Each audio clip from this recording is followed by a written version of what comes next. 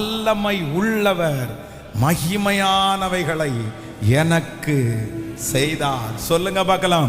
வல்லமையுடைய தேவன் மகிமையானவைகளை எனக்கு செய்தார்.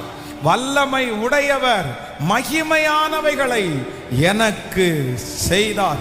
கர்த்தராகிய ஆண்டவர் வாக்கு கொடுக்கிறார், இதுவரைக்கும் உங்களுக்கு செய்தது மனிதர்களாயிருக்கலாம், ஆனால் இனி உங்களுக்கு செய்ய போகிறது வல்லமை உடைய தேவன்.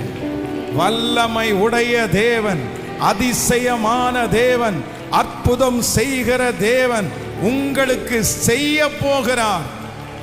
எப்படி செய்ய போறார் அம்மா? மகிமையானவைகளை செய்ய போகிறார்.